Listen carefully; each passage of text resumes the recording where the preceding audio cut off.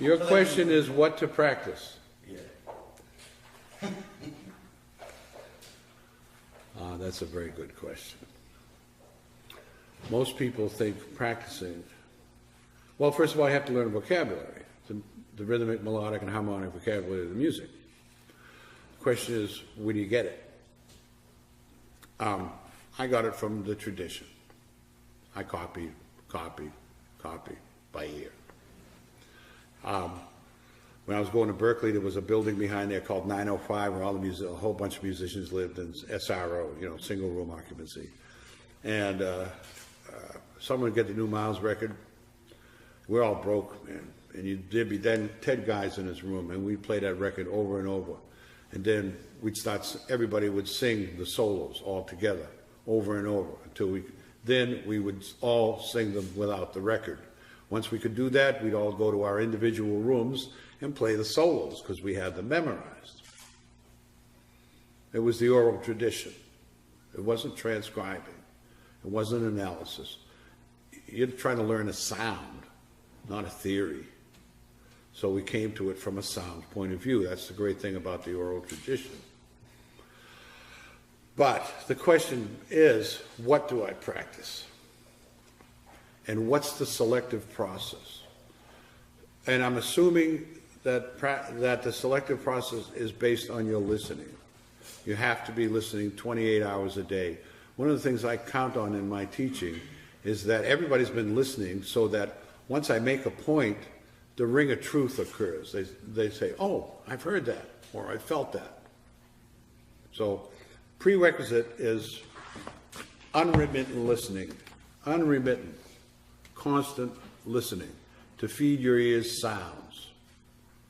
And they're all there, and they stay there. You don't lose them. Then, here's what I think. I don't think it's a matter of taking external information and internalizing it. I think it's just the reverse. I think it's taking external information to bring out your own internal information. In other words, when you are attracted to a particular artist, there's a reason for it. There's a resonance that's been created between you and that artist. You respond emotionally and psychologically to the music. The reason is, one of the greatest definitions of art I ever heard is, art is supposed to teach you something about yourself you didn't know before. It's supposed to be a process of self-discovery. So, one of the biggest mysteries we all face is what to practice. And what do you need to solve a mystery? Clues. So, what clues? Well, the clue is what you respond to emotionally on an intuitive level. I can put you all in the same room and I can play a Coltrane solo and ask each of you to pick out your favorite lick. And most of you will pick out different licks, because all of you feel differently about music. You'll pick a lick out that you respond to, you relate to. That lick is telling you how you feel about music, not how Coltrane felt about the music. You're not trying to learn how Coltrane heard. You're trying to learn how you hear. And these emotional responses to the music, external music, are clues to how you hear. And your responsibility is to get deeply involved in that sound. If you like everything Keith Jarrett plays, man, you got to study Keith Jarrett. And I mean, really get involved. I mentioned my studying Bill Evans recently. I never studied him because when I first heard him, I was very upset. I thought, oh man, it felt like modestly, we were going in the same direction. We had the same kind of feeling and approach. I said, I'm going to stay away from him. I'm not going to study him because everybody's going to say I copied Bill Evans, which they do anyway. But whenever he came to town, I was there every night, believe me, every night. But I didn't actively research and study him. So around 2000, Todd Barkin, who used to own the Keystone Corner in San Francisco, where I played many times and where Bill Evans played many times, gave me 2 sets of CDs, The Last Waltz and Consecration, of the 2 weeks of Bill at the Keystone Corner, first and second sets, 2 weeks before he died. And listening to these recordings were brutal for a piano player.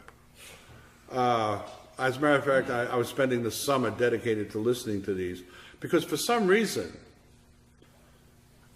Bill was calling me.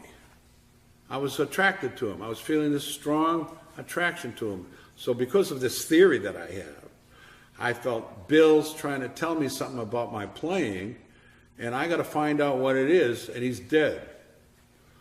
So I started researching Bill Evans. I found as many books that I could find about Bill Evans. I managed to find a lot of doctoral dissertations about Bill Evans. I spoke to everybody that played with him that I knew, everybody that hung with him that I knew, and some that I didn't know. Everybody that I knew that got high with him, I spoke to. Everybody who had studied him. I did such amount of research, and I came to a couple of conclusions. Through the process of elimination, I realized I wasn't interested in his line playing, that I was happy with my line playing. So that's what now Bill was trying to tell me. And I realized also that I was happy with the rhythmic aspect of my playing because I had learned the march beat, second line march beat, and learned how to syncopate. So the only thing that left was the harmony. And I realized finally Bill was trying to tell me, fix your chords, Hal, they're not cool. And luckily I ran into a book by Jack Riley about Bill Evans, analyzing some of Bill Evans' playing. And I've known Jack over the years. He was the head of the jazz department at Harvard for a long time. Anyway, I got in touch with him, and I eventually learned that what I didn't know was counterpoint, and that harmony is counterpoint. They didn't teach counterpoint at Berkeley. And I've been around a while, you know, and I don't know how much time I have, but what I heard was it takes 7 years to learn species counterpoint. So I wasn't about to get the books out and start working on species counterpoint. But I realized counterpoint voicings had a particular sound because the rules of counterpoint are based on the science of sound, the physics of sound. And so now, for the last 10 years, I've been going through my voicings, eliminating doubled notes except where required. Because as piano players, I don't know how many of you are piano players? As piano players, we are taught harmony as in a shortcut, stacks. Stacks of thirds or stacks of fourths. But that's just a shortcut. That's not true harmony. And I learned it that way. So now I'm working on my chord motion, trying to follow at least the general rules of counterpoint, which is all notes in a voicing must move melodically, independently, melodically. They must have a strong melody. So for the last 10 years, I've been working on that. Bill was trying to tell me to fix my changes because I realized I was not, for decades, I had been not happy with my voicings. And he made me realize that. He brought it up to me, right to my face. Hal, your voicings suck. You could do better, you know. So I've been working real hard since 2000, working on my voicings, trying to get them, and it's just starting to get in my playing. 10 years. Because I got to get rid of old habits too. So that's a big challenge. So that kind of is the process. My first rule of practicing, practice what you like. What I mean is what you respond to on an emotional level, because that's telling you something about yourself. And, you know, as far as, and I'm also not a proponent of linear practicing, which is, I know a lot of people set up a schedule. I'm going to do an hour of this, and I'm going to do an hour of that, and I'm going to do an hour of that. I'm not a fan of that. I prefer non-linear practicing because the first rule of practicing is you shouldn't practice if you're bored. You have to be interested in what you're practicing. And it's not like you don't have enough to practice, you know, I mean, you don't have to do it linear. There's so much to work on. You can jump around from subject to subject. As soon as you get bored with something, you're not going to learn anything if you're practicing bored. So you might as well cut it loose and practice something you're interested in until you get bored with that. Then to jump to something else. I mean, there's a gazillion things you all got to work on, you know. And here's why nonlinear practicing works. Whatever area you improved yourself in improves all the other areas as well. All change is global. Stuff isn't disconnected. Knee bone's connected to the toe bone, you know. Everything's connected. And I'll tell you how I really discovered this. I was in a period of playing, my roots are post-bebop. Chick, Herbie, Keith, that's my peers. But for a while in my career, when I got to New York, everybody was trying to figure out how to play intervallic pentatonic music. So I said, geez, I better get this together. It only took me 15 years to figure it out and get good at it, but I got good at it. And so I've been playing that way. I was playing that way for a long time. Then I got the gig with Phil Woods' band, which is stone bebop, with real beboppers. I mean, you can't get any luckier than that. And here I was still playing pentatonics, and it just didn't fit. So I realized I had been saying to myself, quote unquote, I'm going to play this way for 15 years, because I had been working on playing that way. And like I told you, it's a two-sided coin, you know, it has its bad part.